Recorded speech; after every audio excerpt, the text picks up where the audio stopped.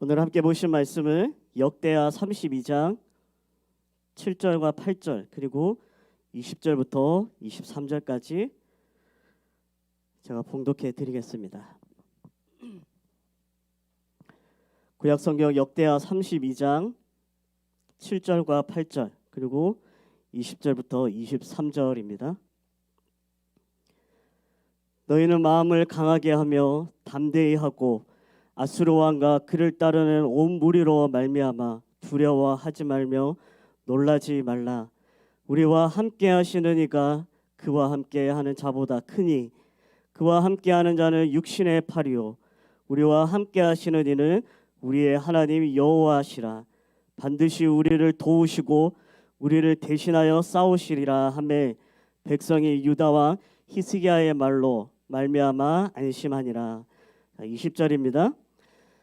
이러므로 히스기야 왕이 아모스의 아들 선지자 이사야와 더불어 하늘을 향하여 부르짖어 기도하였더니 여호와께서 한 천사를 보내어 아수르 왕의 진영에서 모든 큰 용사와 대장과 지휘관들을 멸하신지라. 아수르 왕이 낯이 뜨거워 그의 고국으로 돌아갔더니 그의 시내전에 들어갔을 때에 그의 몸에서 난 자들이 거기서 칼로 죽였더라. 이와 같이 여호와께서 히스기야와 예루살렘 주민을 아수르 왕 사네립의 손과 모든 적국의 손에서 구원하여 내사 사면으로 보호하심에 여러 사람이 예물을 가지고 예루살렘에 와서 여호와께 드리고 또 보물을 유다 왕 히스기야에게 드린지라. 이후부터 히스기야가 모든 나라의 눈에 존귀하게 되었더라. 아멘. 할렐루야. 여러분 한 주도 평안하셨습니까? 우리 앞뒤 옆에 우리 같이 서로 인사하시겠습니다. 환영합니다. 축복합니다. 잘 오셨습니다. 네.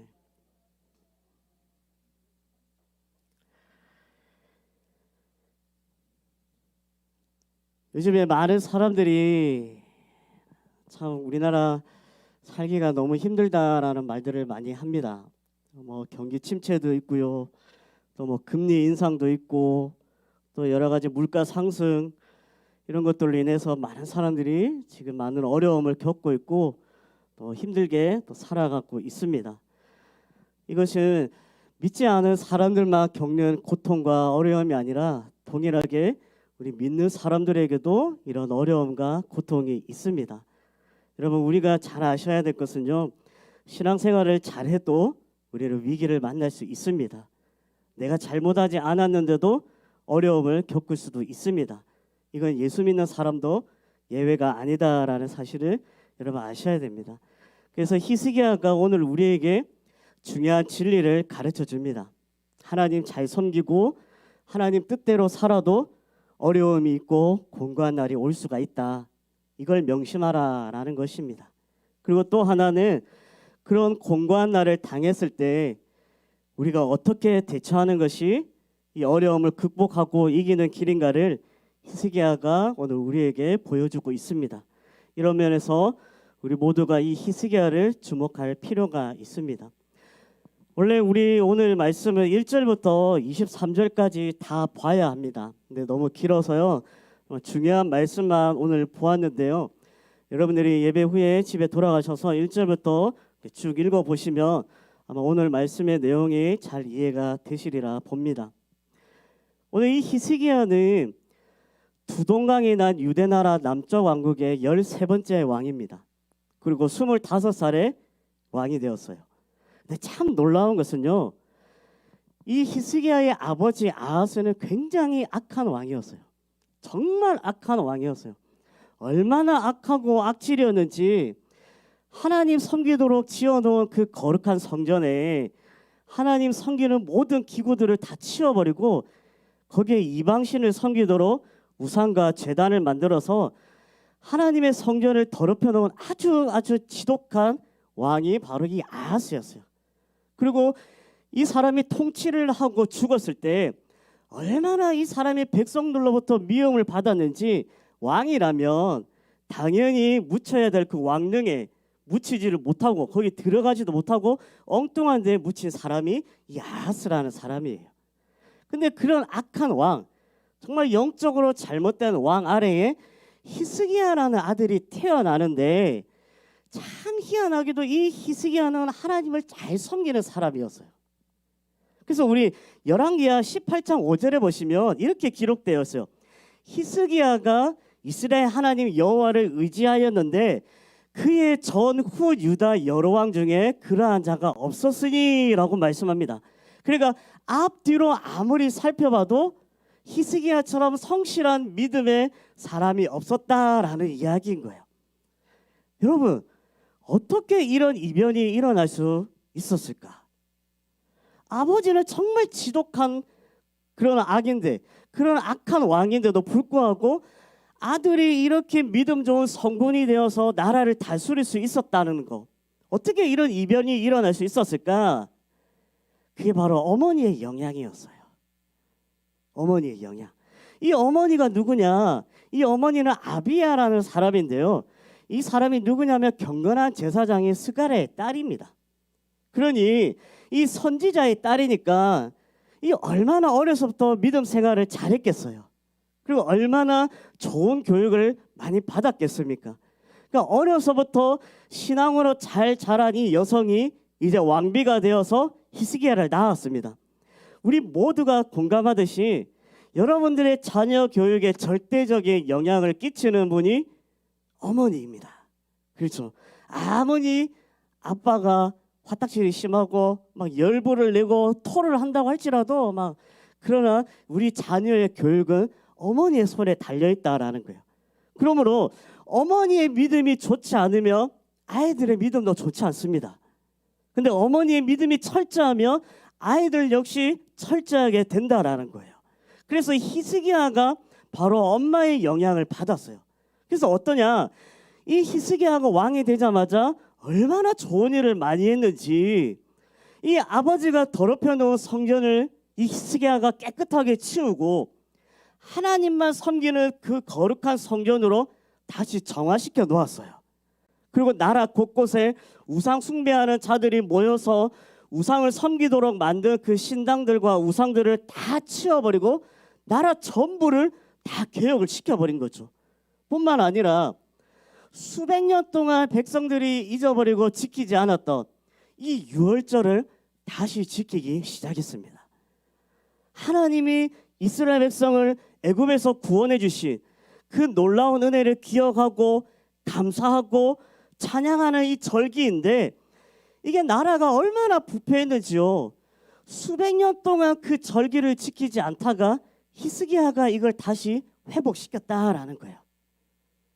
근데 여러분, 정말 이렇게 정성껏 하나님을 섬기려 하고 또 섬기고 있는 히스기야에게 절대절명의 위기가 찾아옵니다. 여러분 1절을 한번 보세요. 재미있는 용어가 나옵니다. 1절에 보시면요, 이 모든 충성된 일을 한 후에라고 말씀합니다. 이 말은 히스기야가 하나님 앞에서 성실하게 나라를 정화시키고 우상 숭배 없애고 성전 깨끗하게 하고 유월절을 지키고 하나님 말씀대로 나라를 다스리려고 선정을 베푸는 이런 충성된 일을 한 후를 말하는데요. 근데 이 말을 현대어 번역에 보면 좀 더 아름답게 번역해 놓았어요. 뭐라고 돼 있냐?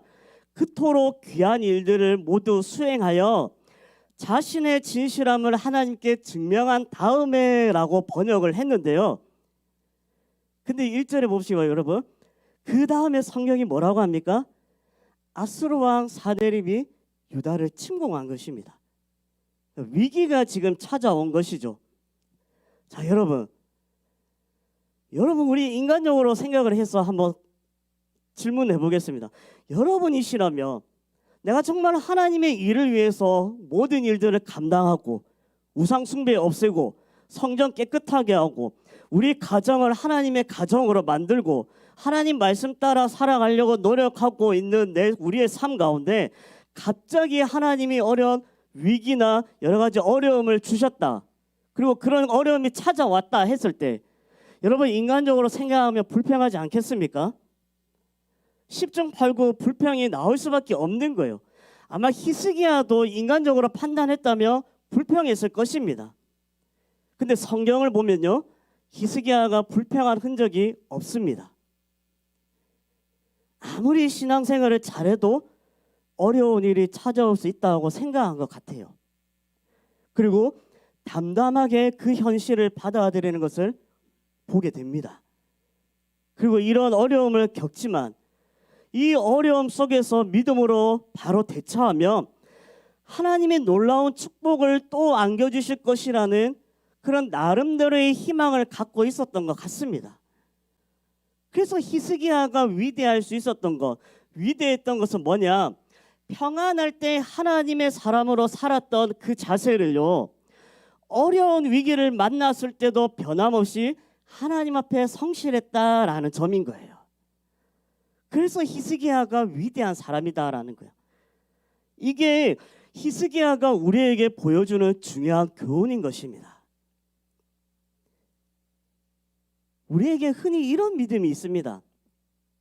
내가 정말 신앙생활 잘하고 내가 하나님 앞에 전적으로 의지하고 주님 뜻대로 살기만 하면 그 야베스가 기도해서 응답받은 것처럼 환난에서 나를 건져주시고 근심 없는 인생을 살게 해주실 것이라 그렇게 믿었는데 갑자기 어려운 일이 터졌다. 이럴 때 여러분의 마음속에 어떤 불안한 생각, 어떤 불만스러운 생각을 여러분 하고 있지 않습니까?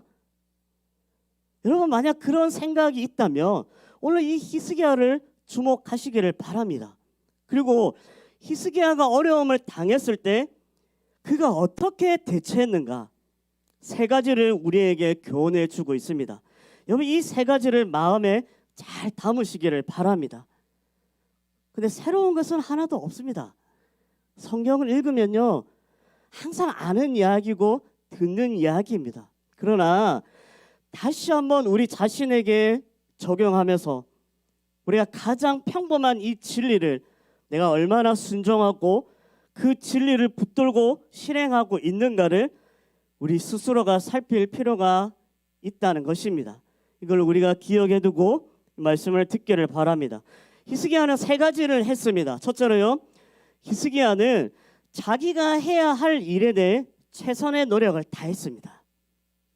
다시 말하면 하나님 앞에 도와달라고 구하기 전에 또 구하면서도 인간으로서 자신이 해야 할 책임을 다했다는 이야기입니다. 여러분 3절부터 5절까지 내용을 보시면 그 내용이 나옵니다. 이 이야기가 나오는데요.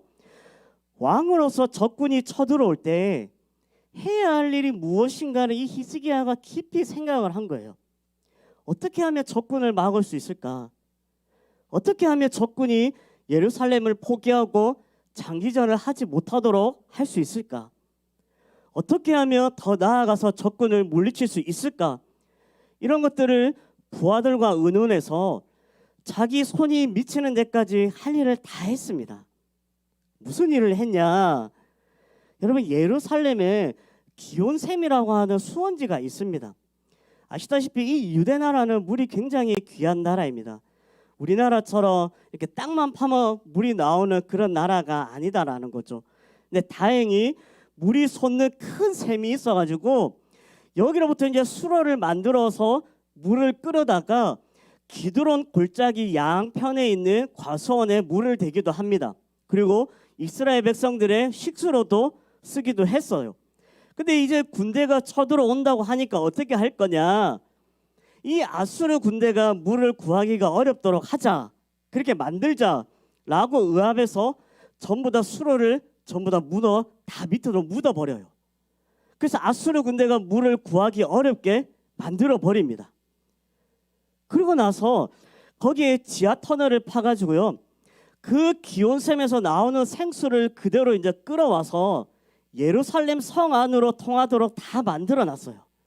그래서 아무리 포위를 당해도 성 안에서는 물로 인해서 어려움을 당하지 않도록 대책을 다 세워두었다라는 거예요. 그뿐만 아니라 무너진 성곽도 다시 증축하고 망대를 다시 손질도 하고 군사들을 다 재정비하고 무기를 다 공급했습니다. 이처럼 인간으로서 해야 할 모든 일을 히스기야는 최선을 다해서 한 것이다라는 거예요. 여러분 기도원 가보신 적 있으십니까? 산기도 없으시군요. 여러분. 저는 이제 부산에 있을 때 청년 때 이제 저희는 이제 토요일 날 한 달에 한 번 혹은 뭐 두 달에 한 번 산기도 올라가서 밤에 막 돌기둥 붙잡고 막 나무 붙잡고 막 기도하고 청년들이 기도원을 가고 이렇게 했습니다. 여러분들도 이렇게 가시는지는 모르겠지만 가끔 뭐 직장에 어려운 일이나 아니면 가정에 어려운 일이 생기면 기도원에 가는 사람이 많습니다. 물론 이제 하나님 앞에 내가 좀 기도 좀 해야 되겠다라고 기도원에 가는 것은 좋아요. 가야 하죠. 거기서 기도하는 거 좋습니다. 근데 문제는 기도원에 가서 안 내려온다는 거예요. 사람들이 안 내려와요. 가면은 내려오지는 않습니다. 이게 일주일, 이주일 있다 보니까 세상 만사 다 잊어버리고 거기 있을 수 있는 거예요. 찬양만 하지, 말씀만 보지, 기도만 하지. 그러니까 사람들이 거기에 있어가지고 내려오지는 않아요. 그러다가 이제 갑자기 내려와 보면 다시 막 머리가 지끈지끈 아프고 막 세상 사는 게 겁이 나고 그러다 보니까 이 사람이 내려왔다가 또 올라가 버려요. 제가 볼 때 이거는 바른 태도라고 생각하지 않습니다. 그렇지 않습니까, 여러분? 기도할 때는 기도하더라도 내려왔을 때는 사람으로서 할 수 있는 최선을 다해야 하는 거예요. 내가 예수 믿고 하나님을 전적으로 의지하는 사람은 하나님께서 일하라고 주신 이 양손을 가만히 두지 않습니다. 이곳저곳 다니면서 열심히 뛰라고 한 이 양팔을 하나님이 가만히 두지 않습니다. 예수 믿고 하나님을 의지하는 사람은 머리를 쓰고 모든 지혜를 동원해서 이 위기를 극복하도록 하신 그 하나님의 명령을 그 사람은 절대 등한히 하지 않습니다, 여러분. 근데 내려오니까 머리가 지끈 아파서 또 올라가요. 가정이 어찌 되든 직장이 어찌 되든 여러분 그러한 삶은 바람직하지 않다라는 거예요. 누군가 이런 말을 했습니다. 내가 어렵고 고통스러운 일을 당하면 나는 평소보다 시간을 2배, 3배로 더 투자한다. 그래야만 평범한 두뇌를 가지고 태어난 나 같은 사람이 문제를 해결할 수 있기 때문이다 라고 이야기했어요. 사랑하는 여러분, 기도만 하고 엎드려 있으면 안 됩니다. 뛰고 두드려야 합니다. 10번 두드려서 안 되면 100번 두드리시고 100번 두드려서 안 되면 1000번 두드리셔야 되는 거예요. 그래서 하나님이 정말 길을 열어주실 때까지 최선의 노력을 다 하는 것, 이게 중요한 것입니다. 이게 위기를 극복하는 신앙인의 자세다라는 사실입니다. 우리 모두가 이러한 마음을 가지고 늘 뛰면서 최선의 노력을 다하는 우리 귀한 성도님들이 되시기를 주님의 이름으로 간절히 소원합니다. 둘째는요, 두 번째는 히스기야는 하나님의 약속을 굳게 믿었습니다. 이게 두 번째입니다. 자, 우리 7절 8절을 한번 보십시오, 여러분. 히스기야가 백성들을 놓고 대단한 이야기를 지금 하고 있습니다. 우리 같이 한번 읽어보겠습니다. 시작. 너희는 마음을 강하게 하며 담대히 하고 아수르 왕과 그를 따르는 온 무리로 말미암아 두려워하지 말며 놀라지 말라. 우리와 함께 하시는 이가 그와 함께 하는 자보다 크니 그와 함께 하는 자는 육신의 팔이요 우리와 함께 하시는 이는 우리의 하나님 여호와시라. 반드시 우리를 도우시고 우리를 대신하여 싸우시리라 하매 백성이 유다 왕 히스기야의 말로 말미암아 안심하니라. 아멘. 이 말은 히스기야는 하나님이 약속하신 말씀을 꼭 믿었습니다. 히스기야가 무엇에 근거해서 이렇게 큰 소리를 치는 거냐? 그거는요, 그가 틀림없이 신명기 28장에 나오는 말씀을 그가 기억하고 믿었다고 봅니다. 여러분 신명기 28장 14절에 보시면 하나님께서 이렇게 약속하셨습니다. 우리 한 번 더 같이 읽어보겠습니다. 시작.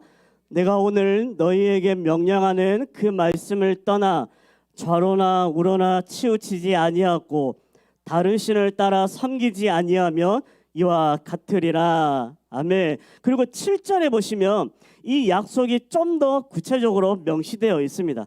같이 읽어볼게요. 시작. 여호와께서 너를 대적하기 위해 일어난 적군들을 내 앞에서 패하게 하시리라. 그들이 한 길로 너를 치러 들어왔으나 내 앞에서 7길로 도망하리라. 아멘. 자신이 왕이 된 다음에 하나님의 명령을 쫓아 나라를 깨끗하게 만들고 그 다음에 성전을 깨끗하게 만들고 백성들로 하여금 하나님 앞으로 돌아오게 만들었습니다. 이처럼 내가 하나님 앞에 신실하게 살며 전쟁이 나도 기근이 나도 어려움이 나도 말씀에 약속하신 그대로 반드시 해주실 것이라는 믿음을 가졌습니다. 그래서 백성들을 이렇게 자신 있게 격려할 수 있었다라는 사실인 거예요. 사랑하는 여러분, 우리 하나님 신실하신 분이십니다. 우리 하나님 절대 거짓말을 하지 않으십니다. 거짓말을 하실 수도 없습니다. 여러분, 아브라함 찾아가서 하나님이 하신 약속을 여러분 기억하십니까? 뭐라고 했습니까? 내가 너에게 복을 주겠다. 내가 네 이름을 창대케 할 것이야. 내가 네 자손을 하늘의 별과 같이 많게 하고 너로 인해서 전 세계 민족이 복을 받게 하리라. 근데 여러분, 하나님의 약속이지만 황당하기 짝이 없는 약속입니다. 이 말씀을 하실 때 이 아브라함은 지금 혈육 한 점 없었던 상황인 거예요.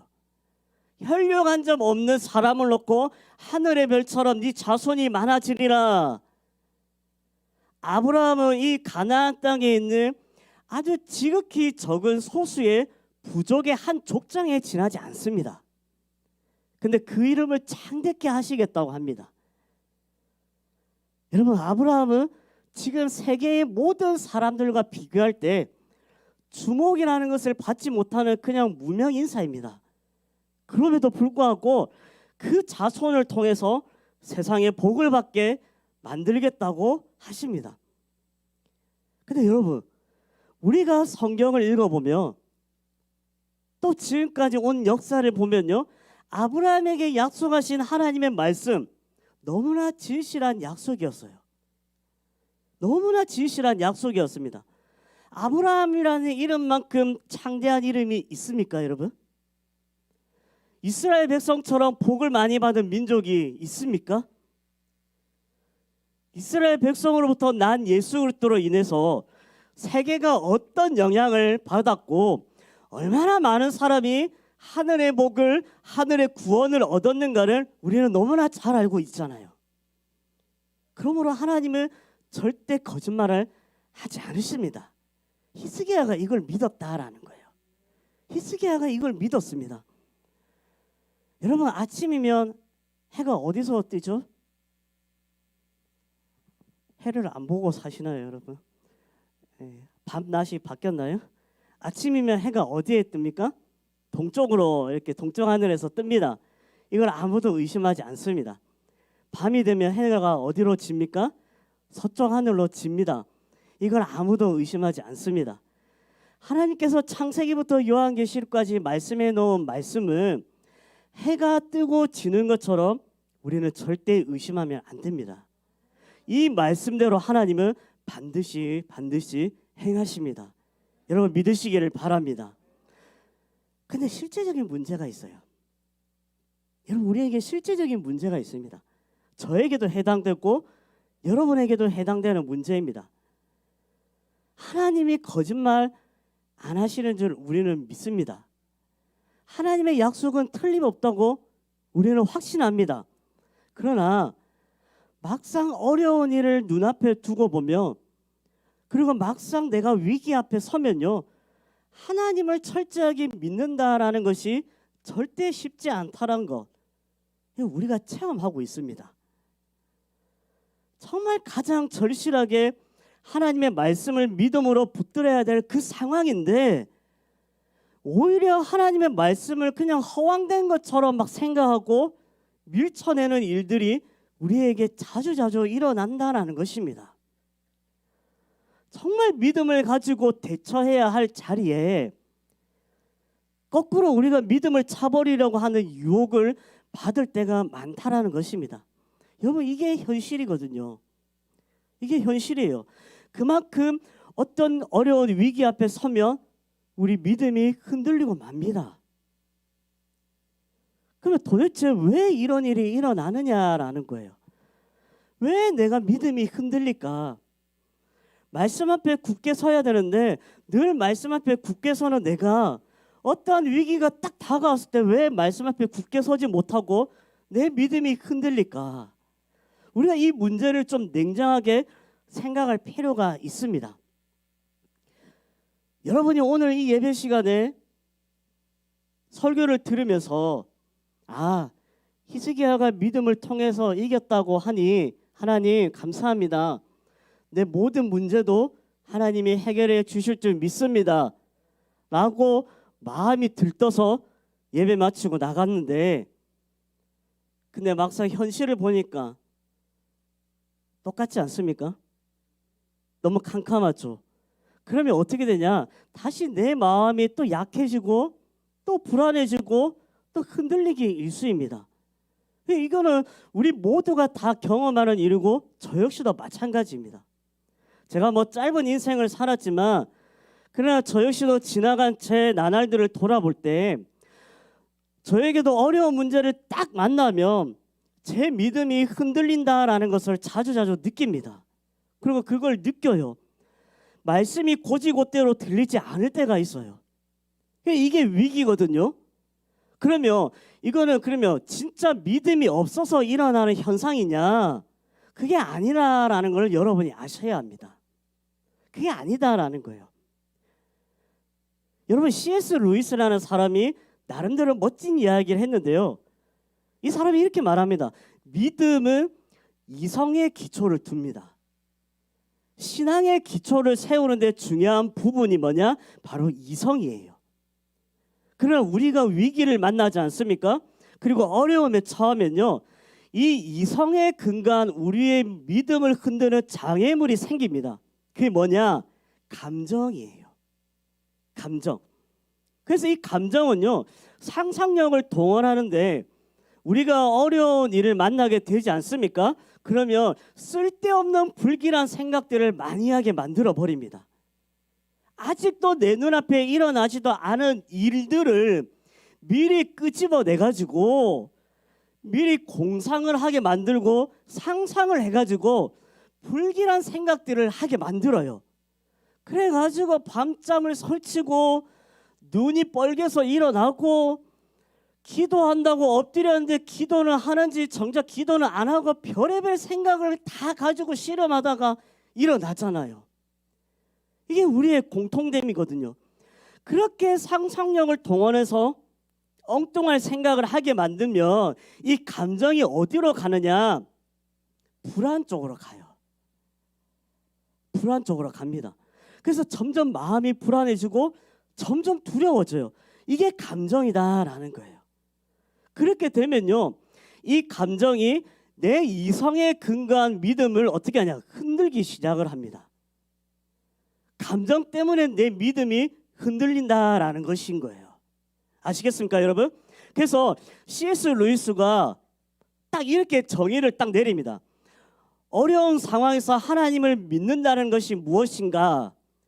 이성이 받아들인 하나님의 약속, 그리고 하나님의 말씀을 기분이 바뀔지라도 그대로 고수하는 기술이다라고 말했어요. 근데 이 기술이라는 것은 훈련이 필요합니다. 그래서 믿음도요, 사실 일종의 훈련이 필요하고 훈련을 통해서 좋은 습관을 가질 필요가 있습니다, 여러분. 아시겠습니까, 여러분? 흔히 우리가 어려운 일을 당하면요, 이게 감정이나 기분이나 이상하게 막 나를 끌고 가지 않습니까? 그러면 어떻게 해야 되냐? 내가 그 감정에 끌려다니지 않기 위해서 이 감정을 발로 차버리는 훈련이 필요합니다. 감정에 여러분이 계속 끌려다니시면 안 됩니다. 그것이 내 믿음을 흔들기 시작하며 발로 차버려야 되는 거예요. 기도할 때도 발로 차버려야 되는 겁니다. 그래서 변덕이 심한 기분에 끌려다니면서 믿다가 말다가 우리가 이러지를 말아야 한다라는 거예요. 여러분, 믿음은 냉정해야 됩니다. 감정에 흔들리는 것이 아니라 내 믿음을 냉정하게 지킬 줄 알아야 됩니다. 이것이 우리가 어려움을 극복하고 믿음을 항상 유지할 수 있는 방법인 것입니다. 여러분, 감정에 흔들리지 마십시오. 믿음을 굳게 지키고 냉정하게 내 믿음을 판단하고 흔들리지 않는 여러분들이 되시기를 바랍니다. 사랑하는 여러분, 여러분은 이 점에서 잘 훈련이 되어 있는 사람입니까? 냉정하게 믿음을 가지고 하나님의 약속을 굳게 붙들고 위기를 대처하는 훈련이 안 되어 있어가지고 자꾸 감정 때문에 왔다 갔다 하는 믿음을 여러분 갖고 있습니까? 이건 히스기야가 우리에게 보여준 믿음이 아닙니다. 이성에 근거한 냉정한 믿음을 가지고 또 문제를 해결하기를 원하는 그런 훈련된 기술, 훈련된 습관을 갖고 있는지 여러분 자신을 한번 잘 돌아보시기를 바랍니다. 만약에 여러분 감정 때문에 계속해서 왔다 갔다 하면요, 다시 한번 여러분 자신을 바로 훈련시킬 수 있기를 바랍니다. 우리 자신을 바로 세워야 이 모든 위기를 우리는 극복할 수 있습니다. 그래서 청교도 목사인 이 토마스 왓슨이라는 분이 이런 이야기를 합니다. 물고기가 물속에서 살듯이 믿음이란 하나님의 약속 안에서 사는 것이다. 하나님의 약속은 팽팽하게 부푼 튜브와 같아서 우리가 아무리 거센 고통의 바다에 빠져도 그 튜브만 잡으면, 하나님의 약속만 잡으면 절대로 가라앉지 않는다라고 말했어요. 하나님의 약속의 말씀을 오늘 이 히스기야처럼 확 붙들며 튜브를 가슴에 안은 그 어린애처럼 우리는 물에 빠지지 않는다라는 말입니다. 믿으시기를 바랍니다. 우리가 이런 믿음을 가져야 되는 거예요. 감정에 끌려다니지 말고 냉정할 줄 아는 믿음이 필요하다라는 것입니다. 여러분, 나에게 진짜 문제가 되는 것, 이게 어려운 상황인가? 아니면 나의 흔들리는 믿음인가? 어느 쪽에 여러분이 문제가 있다고 생각하십니까? 진짜 문제가 되는 것은 나에게 어려운 상황입니까? 아니면 흔들리는 내 믿음입니까? 여러분, 어느 쪽에 문제가 있다고 생각하는지 여러분 자신을 한번 돌아볼 수 있기를 바랍니다. 그래서 믿음으로 냉정하게 굳게 서는 여러분이 되시기를 소원합니다. 그리고 우리 세 번째 한 가지 더 볼 텐데요. 셋째로요, 히스기야를 간절하게 부르짖는 기도를 했습니다. 부르짖는 기도를 했어요. 자, 우리 20절 같이 함께 보시겠습니다. 시작. 이러므로 히스기야 왕이 아모스의 아들 선지자 이사야와 더불어 하늘을 향하여 부르짖어 기도하였더니, 아멘. 이 히스기야는 기도하는 사람이었습니다. 열왕기하 19장을 보시면요, 아수르 왕 사네립이 쳐들어와서 협박을 하자 이 히스기야는 자기 옷을 찢고 굵은 배를 두르고 하나님의 성전에 들어가서 하나님 앞에 기도했던 사람이 이 히스기야였습니다. 자기 혼자 기도하기가 힘들 때 이 사람은 선지자 이사야를 불러가지고 함께 기도하자고도 했습니다. 그래서 하나님이 이 히스기야에게 이런 말씀을 하셨어요. 여러분, 열왕기하 19장 20절에 보시면 이렇게 말씀합니다. 우리 같이 한번 읽어보겠습니다. 시작. 아모스의 아들 이사야가 히스기야에게 보내 이르되, 이스라엘 하나님 여호와의 말씀이 내가 아수르 왕 사네립 때문에 내게 기도하는 것을 내가 들었노라 하셨나이다. 아멘. 이 히스기야는 하나님이 들으시는 기도를 했어요. 하나님이 들으시는 기도를 한 거예요. 그리고 나중에 히스기야가 병들어서 죽게 되었을 때도 이 히스기야는 하나님을 향해서 울부짖으며 기도했습니다. 그때 하나님께서 뭐라고 하셨습니까? 내가 네 기도를 들었고 네 눈물을 보았노라 라고 말씀하셨습니다. 여러분, 기도는 환난을 이기게 하는 가장 큰 무기입니다. 기도는 환난에서 쓰러지지 않게 하는 정말 가장 강한 버팀목입니다. 기도하는 사람은요, 역경을 크게 두려워하지 않습니다. 왜냐? 기도하면 하나님이 들으시고 그 역경을 호전시켜 주셔서 그 역경을 통해서 하나님이 더 큰 은혜와 축복을 주신다라는 것을 믿기 때문인 거예요. 그래서 기도하는 사람은 믿음이 흔들리지 않습니다. 왔다 갔다 하지 않는다라는 거예요. 여러분, 우리 시편 91편 15절을 한번 보시겠습니다. 이렇게 말씀하죠. 우리 같이 한번 읽어보겠습니다. 시작. 그가 내게 간구하리니 내가 그에게 응답하리라. 그들이 환난 당할 때에 내가 그와 함께하여 그를 건지고 영화롭게 하리라. 아멘. 그러니까 이 약속을 의지하고 히스기야는 하나님께 부르짖어 기도했어요. 그 결과 하나님께서 아수르의 군대를 하룻밤에 시체로 만들어버리고 겨우 남아있는 몇 사람만이 도망갔는데, 결국 그들과 함께 도망간 이 왕은 나중에 자기 아들의 손에 살해를 당하는 그런 끔찍한 비극이 아수르 왕궁에서 일어납니다. 하나님께서 이 히스기야의 기도를 들으시고 심판하신 거예요. 그러므로 여러분, 기도하는 자에게만 기적이 일어납니다. 기도하는 자에게만 아수르 군대가 진멸합니다. 기도하는 사람 앞에 아수르 군대가 물러갑니다. 믿으시기를 바랍니다. 사랑하는 여러분, 여러분을 압박하고 있는 그 아수르 군대가 무엇입니까?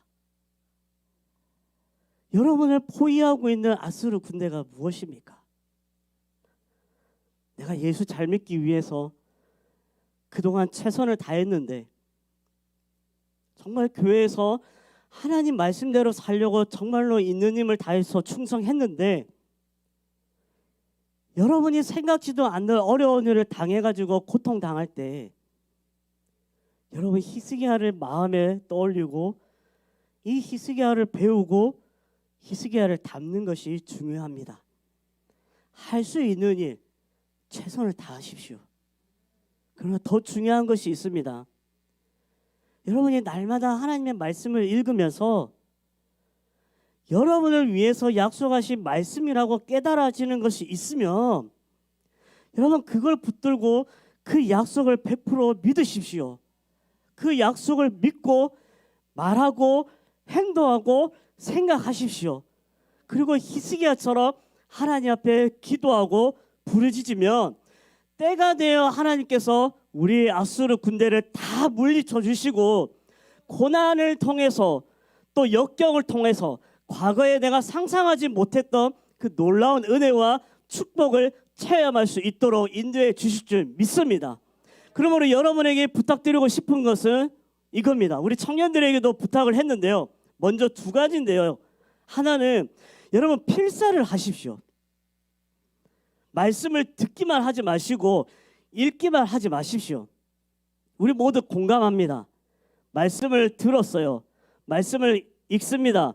지나가면 다 잊어버립니다. 설교 때 예화 하나 좀 기억이 날까? 다 잊어버립니다. 그러므로 여러분 필사를 하십시오. 성경 쓰는 것을 연습하십시오. 성경을 쓰다 보면 기억력도 좋아지고요. 막 창의력도 생기면서 하나님 말씀을 내가 외울 수 있게 할 수 있게 됩니다. 많이 외우십시오. 많이 외우시고 많이 쓰십시오. 그럴 때 내가 위기 앞에 있을 때 어떤 말씀을 봐야 될까 허둥지둥 되지 않습니다. 내가 위기 앞에 있을 때 어려움을 당했을 때 내가 외웠던 말씀을 통해서 하나님은 나에게 말씀해 주신다라는 사실인 거예요. 그래서 많이 외우시고 많이 쓰십시오. 또 하나 뭐냐? 여러분 아침에 한 30분만 일찍 일어나십시오. 큐티를 하십시오. 큐티 하셔야 합니다. 큐티가 뭐냐라고 생각하실 수 있는데, 아침에 여러분이 출근하시기 전에 한 30분만 일찍 일어나셔서 오늘 내가 묵상할 말씀을 펴서 묵상할 말씀을 한 30분 동안, 한 1, 20분 동안 묵상합니다. 말씀을 쭉 묵상하면요, 그 말씀 가운데 하나님이 나에게 주시는 말씀이 딱 있습니다. 분명히 있습니다. 그리고 그 말씀을 통해서 하나님 앞에 내가 결단하고 기도합니다. 하나님, 오늘 나에게 이러한 말씀을 주셨군요. 하나님, 내가 오늘 하루 이러한 말씀을 따라서 내가 믿음으로 이렇게 살겠습니다 라고 하나님 앞에 기도하며 결단하는 거예요. 그리고 나서 어떻게 하냐, 그러면서 내가 오늘 하루 하나님께서 주신 말씀을 기억하면서 그 말씀 따라서 내가 기도하며 결단하며 하루를 살아가는 것입니다. 아침에 눈 뜨자마자 아이고 늦었네 하고 출근하지 마시고요, 한 20분만 일찍 일어나시면 됩니다. 20분 아깝습니까 여러분? 20분만 투자하면 하나님이 큰 축복을 주시고 은혜를 주실 텐데, 그 축복과 은혜를 받지 못하고 출근하는 것과 하나님이 주신 말씀을 붙들고 출근하는 사람과 얼마나 다르겠습니까? 하루 생활이. 그렇지 않습니까? 그래서 이 두 가지를 여러분 반드시 행하십시오. 큐티하고요, 말씀 열심히 외우시고 말씀 열심히 쓰십시오. 그러면 내가 과거에 상상하지 못했던 그 놀라운 은혜와 그 놀라운 하나님의 축복을 여러분 체험할 수 있게 하나님께서 인도해 주실 줄 믿습니다. 좋으신 우리 하나님 반드시 우리 모두에게 이런 은혜를 주실 줄 믿습니다. 우리 모두 하나님의 은혜를 풍성하게 체험하는 여러분 되시기를 주님의 이름으로 간절히 소원합니다. 같이 기도하겠습니다.